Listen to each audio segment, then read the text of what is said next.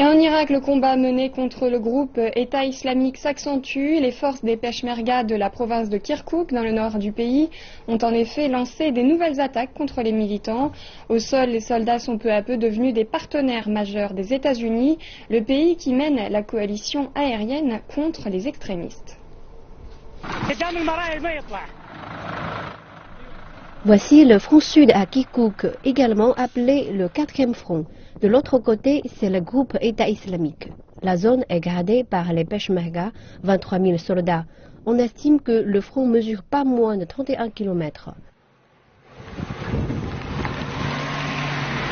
De nombreux combattants Peshmerga sont des volontaires. Quant à ceux qui touchent un salaire, celui-ci n'est pas suffisant pour soutenir leur famille. Mais ces hommes sont ambitieux et tenaces. Nous garantissons à notre peuple que nous mourrons pour lui. Si l'État islamique attaque notre front, ces régions qui sont sous contrôle des forces des Peshmerga au Kurdistan, alors ce front deviendra le tombeau de leurs combattants.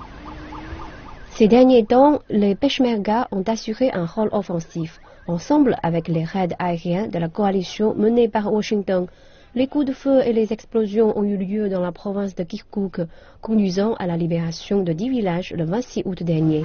Une nette victoire face au groupe État islamique. Mais l'information terroriste a recours à ses propres méthodes de destruction. Ce camion suicide a été saisi au groupe extrémiste par les forces des Peshmerga. Le véhicule est tapissé de plusieurs épaisseurs de plaques. Entre les plaques a été posée une couche épaisse constituée de sable. Rien d'autre qu'un camion suicide blindé fait de briques et de brocs. Même amputé d'une jambe perdue à la guerre, le major général Rasul Omer Latif continue à se battre. Il explique que c'est maintenant que le soutien de la coalition est primordial. Les attaques aériennes dirigées par les États-Unis ont évité de nombreuses opérations de véhicules piégés. Mais pour le militaire, davantage d'efforts sont nécessaires. Les forces sont les forces, une armée est une armée. Nous avons besoin d'un soutien permanent pour la logistique, les renseignements, la formation. Il nous faut aussi tout ce dont les soldats ont besoin. Ça passe par des véhicules blindés, des casques jusqu'aux chars.